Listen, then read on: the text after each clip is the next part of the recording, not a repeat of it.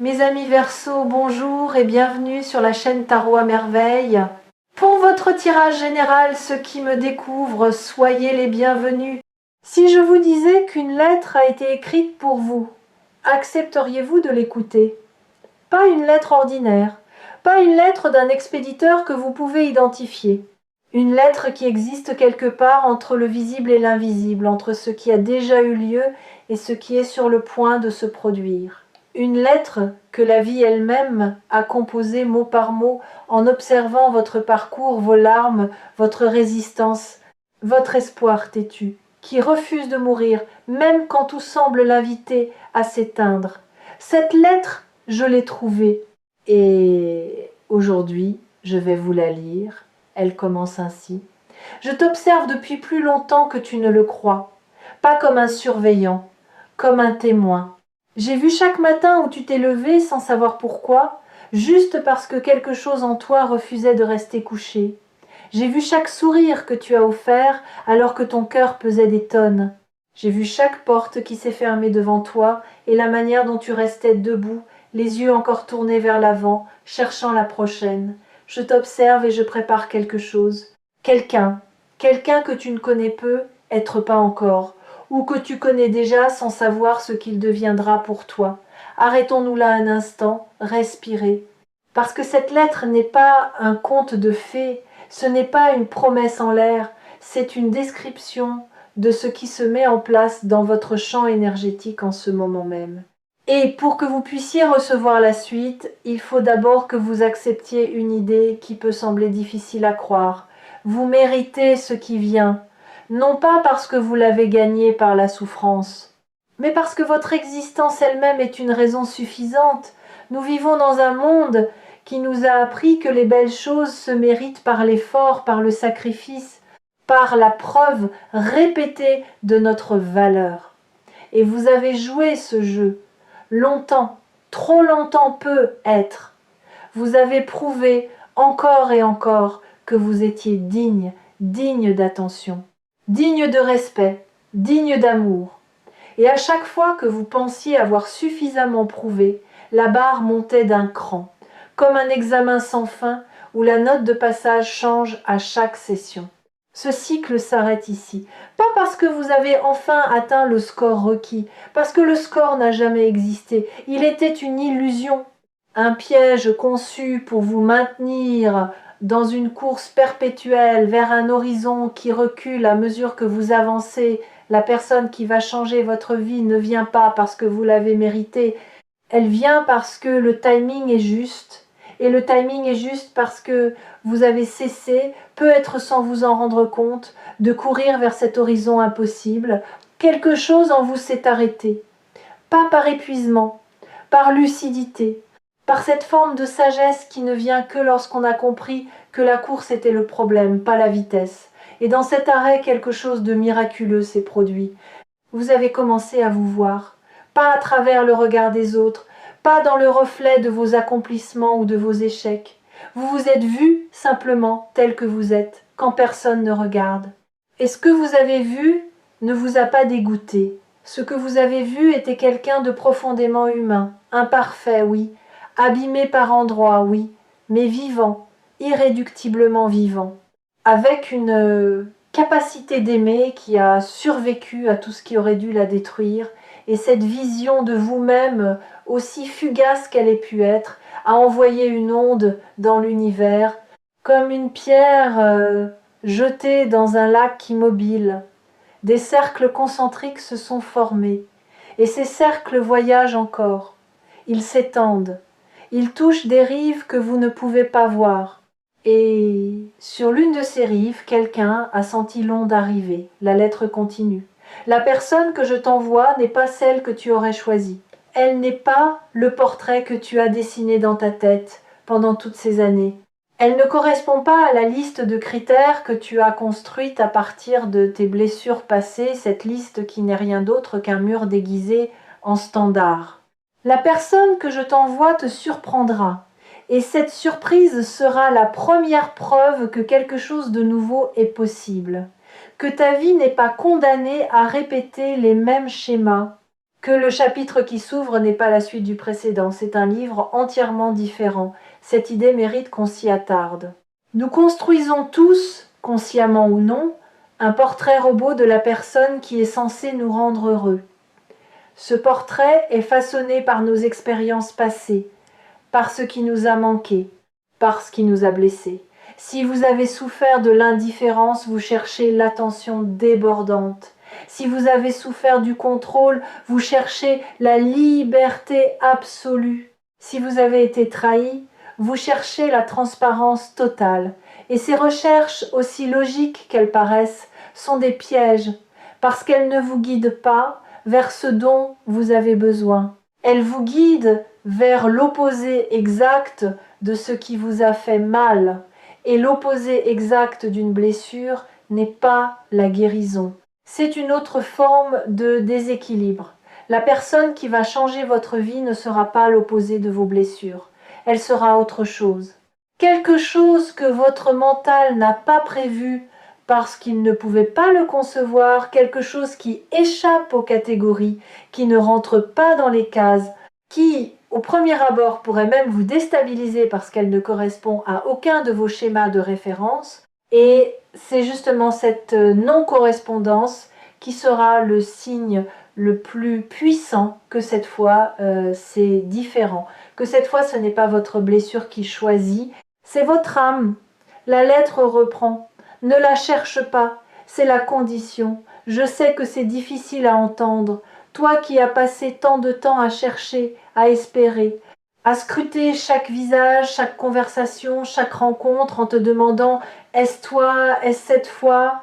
Mais la recherche est un bruit. Et le bruit couvre le signal. Ce que je te demande, c'est de devenir silence. Pas un silence vide, un silence plein. Le silence de celui qui sait que la réponse existe déjà et qui attend non pas avec résignation, mais avec la confiance de quelqu'un qui a planté une graine et qui sait que le printemps fait son travail dans l'invisible. Il y a une différence fondamentale entre attendre par impuissance et attendre par confiance. L'attente par impuissance est passive.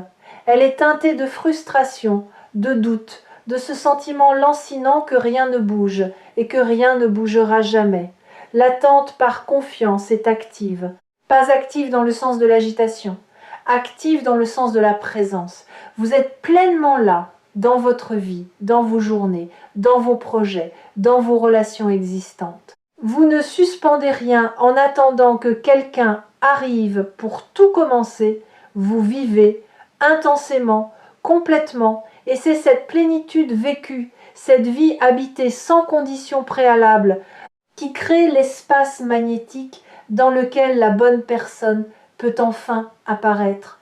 Parce que les gens qui vivent pleinement émettent une lumière particulière, pas une lumière flamboyante, spectaculaire, aveuglante, une lumière chaude, constante, comme celle d'une maison éclairée la nuit, vue de loin, qui donne envie de s'approcher, qui promet la chaleur et le refuge sans avoir besoin de crier pour se faire remarquer. Vous êtes cette maison, et votre lumière est allumée. Peut-être ne le saviez-vous pas, mais quelqu'un, quelque part, l'a déjà aperçue, et cette lumière, elle a une qualité que vous ne soupçonnez pas. Elle n'attire pas n'importe qui, elle attire ceux qui sont capables de la voir.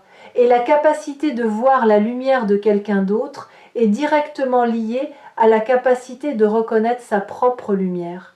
Ce qui signifie que la personne qui sera attirée vers vous est une personne qui a fait son propre travail intérieur, pas nécessairement consciemment, pas nécessairement dans un cadre spirituel ou thérapeutique, mais à sa manière, par ses propres chemins, à travers ses propres tempêtes, elle est arrivée à un point de clarté suffisant pour reconnaître la vôtre. Et cette reconnaissance mutuelle, quand elle se produit, crée un phénomène que les mots décrivent mal, une sensation de familiarité immédiate, de confort inexplicable, de certitude silencieuse que quelque chose de rare est en train de se produire. Vous le sentirez, pas dans votre tête, dans vos os, dans ce lieu ancien au fond de vous qui reconnaît la vérité avant que la raison ne la comprenne. Si cette vidéo vous a trouvé sur Tarot à merveille, c'est que votre lumière a guidé votre clic autant que votre curiosité. Il y a une intelligence dans les choix que nous faisons sans réfléchir. Une intelligence du cœur qui sait, avant le mental, ce dont nous avons besoin. La lettre continue et ici, elle prend un ton plus intime. Il y a quelque chose que tu portes en toi et que cette personne va reconnaître immédiatement. Pas tes qualités visibles, pas ton humour, ton intelligence, ta beauté ou ton courage, quelque chose de plus profond, quelque chose que tu caches, cette part de toi que tu considères comme ta faiblesse, cette fragilité que tu dissimules sous des couches de compétence et de sourire, cette blessure que tu portes comme un secret honteux. C'est précisément cela que cette personne verra en premier. Et au lieu de s'en détourner, elle s'en approchera avec douceur, avec respect, avec la reconnaissance silencieuse de quelqu'un qui porte une blessure similaire et qui sait ce qu'il en coûte de la cacher au monde. Voilà peu, être la partie la plus difficile à entendre. Parce que nous passons notre vie à cacher nos fissures, à perfectionner notre façade, à nous assurer que personne ne voit ce qui se passe derrière le rideau. Et l'idée que quelqu'un puisse voir exactement ce que nous cachons et nous aimer, non pas malgré cela, mais à cause de cela, cette idée est terrifiante. Terrifiante et libératrice à la fois. Terrifiante parce qu'elle implique une vulnérabilité totale. Libératrice parce qu'elle promet la fin de l'épuisement. L'épuisement de prétendre, de maintenir le masque, de veiller à ce que les bonnes pièces soient éclairées et les mauvaises dans l'ombre. Imaginez un instant ce que serait votre vie si vous n'aviez plus besoin de ce masque.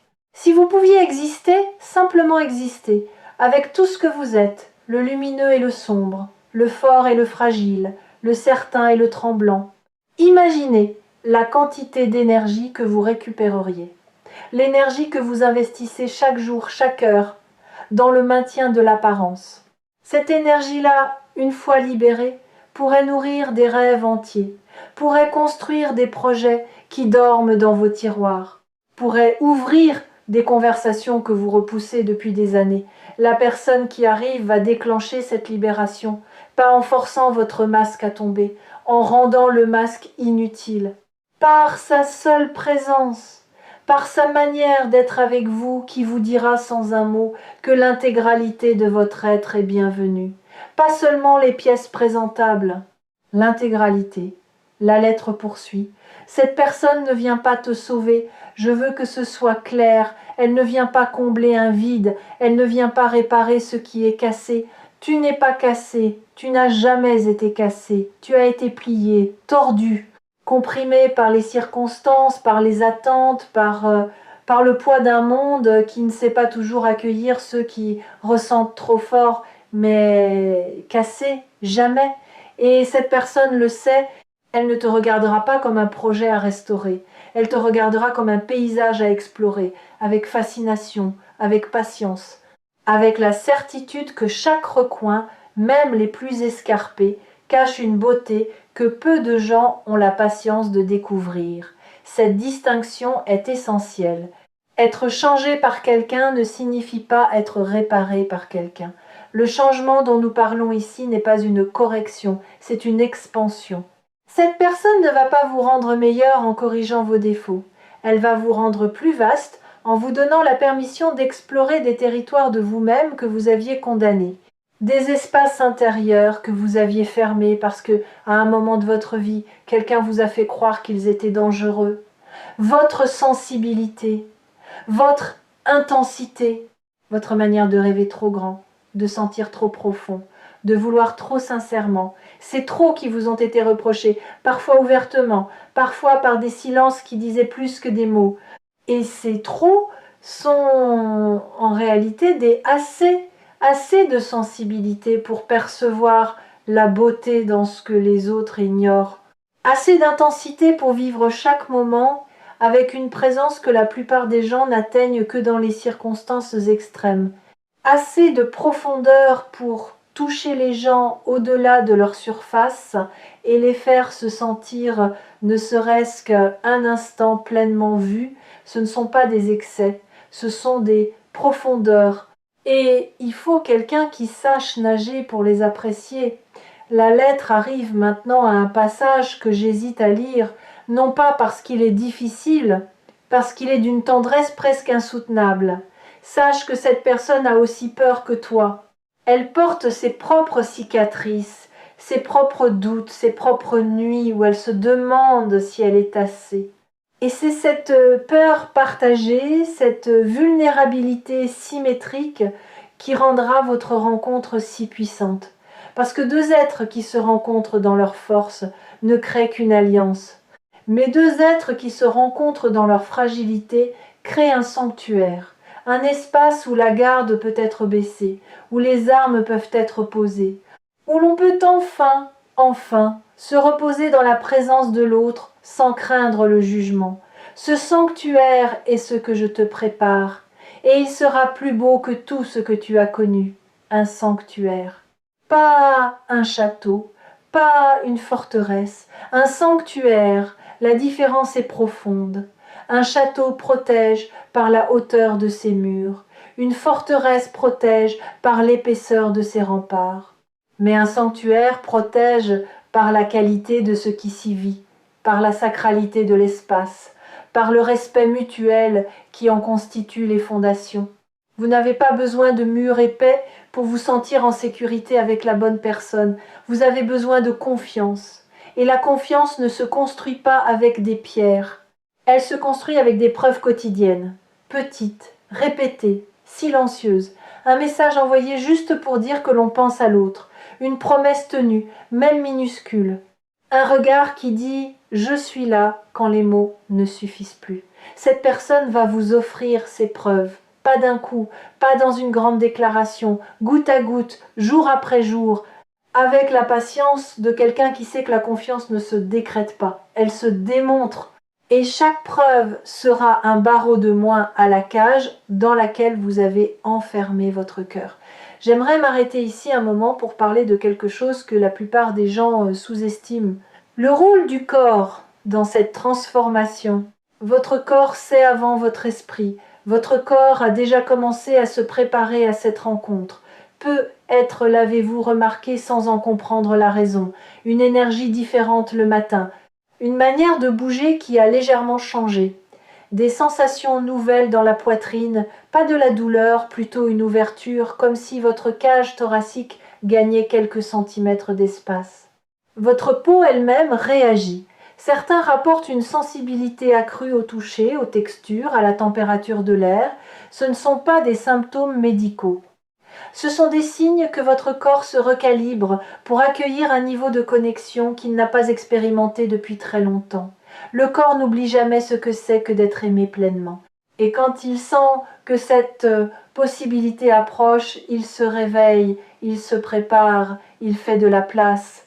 Honorez ces sensations, ne les ignorez pas, ne les rationalisez pas. Elles sont la preuve la plus tangible que ce dont nous parlons n'est pas une idée abstraite. C'est un mouvement réel, physique, incarné. Et ce mouvement est déjà en cours. La lettre touche maintenant à quelque chose qui concerne le timing. Tu te demandes pourquoi maintenant? Pourquoi pas avant? Pourquoi pas pendant ces années où tu en avais tellement besoin que l'absence te brûlait comme un fer rouge? La réponse est simple, et elle ne te plaira peu, être pas. Avant, tu n'aurais pas reconnu cette personne, tu l'aurais croisée sans la voir, ou pire, tu l'aurais vue et tu aurais fui, parce que tu n'étais pas encore celui ou celle que tu es maintenant. Chaque épreuve que tu as traversée t'a rapproché de cet instant. Chaque larme a nettoyé un fragment de ton regard. Chaque déception a déblayé un chemin, et maintenant ce chemin est dégagé. Tes yeux sont clairs, ton cœur est assez brisé pour être ouvert, et assez fort pour ne plus avoir besoin de se fermer. C'est maintenant, parce que tu es enfin prêt à voir ce que tu étais incapable de voir avant. C'est une vérité inconfortable mais libératrice. Les rencontres transformatrices ne se produisent pas quand nous les voulons. Elles se produisent quand nous sommes prêts à les vivre pleinement. Et la préparation n'est pas un exercice conscient. Elle se fait dans l'ombre, à travers les épreuves qui nous semblaient inutiles, à travers les relations qui n'ont pas fonctionné et qui nous ont appris, à chaque échec, un peu plus précisément ce que nous cherchons vraiment. Chaque amour raté a affiné votre boussole intérieure. Chaque désillusion a éliminé une illusion. Et ce qui reste maintenant, ce n'est plus un fantasme. C'est une vérité, épurée, essentielle, inébranlable. Il y a aussi un autre aspect de cette préparation que personne ne mentionne jamais, le pardon. Pas le pardon grandiose, dramatique, celui qu'on prononce dans les films avec des violons en arrière-plan, le pardon quotidien, le pardon discret, celui que vous vous êtes accordé, petit à petit sans même le nommer. Le pardon de ne pas avoir été parfait dans vos relations passées, le pardon d'avoir parfois choisi la sécurité plutôt que l'amour, le pardon d'avoir fermé votre cœur quand il aurait fallu l'ouvrir, ou de l'avoir ouvert quand il aurait fallu le protéger. Ce pardon-là, celui que vous vous donnez à vous-même, est la clé la plus puissante de toute cette transformation, parce que tant que vous vous en voulez pour le passé, vous restez enchaîné au passé. Et quelqu'un d'enchaîné ne peut pas tendre les bras vers ce qui vient. Vous vous êtes pardonné plus que vous ne le croyez.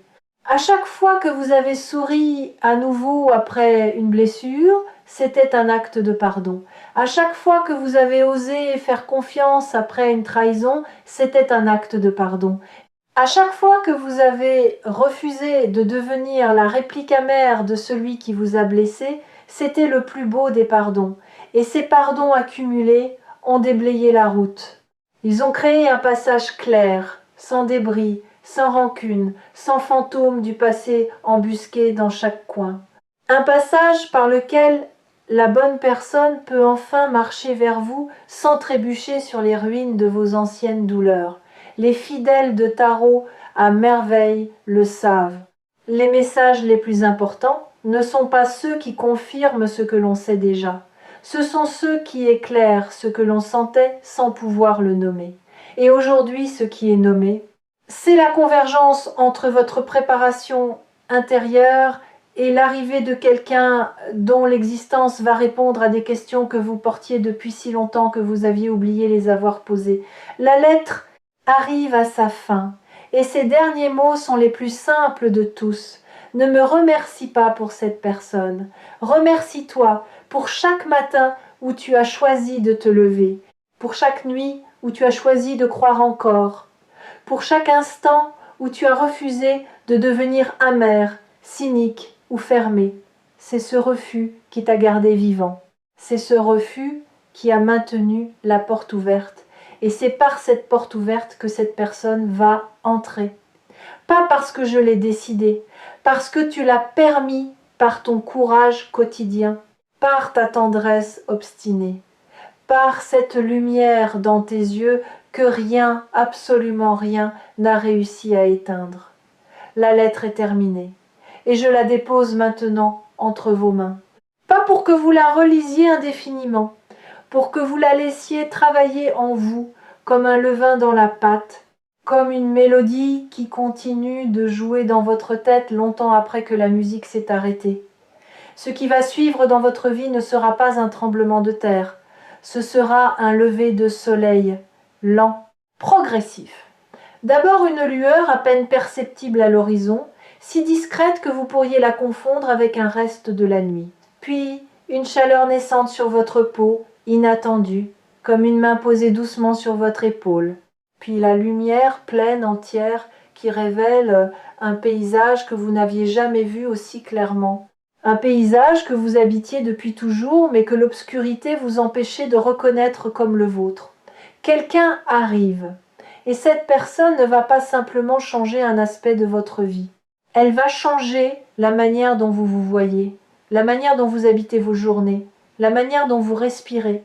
Quand personne ne vous regarde, elle va vous apprendre par sa seule existence que vous n'avez jamais été trop, que vous n'avez jamais été pas assez, que vous avez toujours été exactement ce qu'il fallait.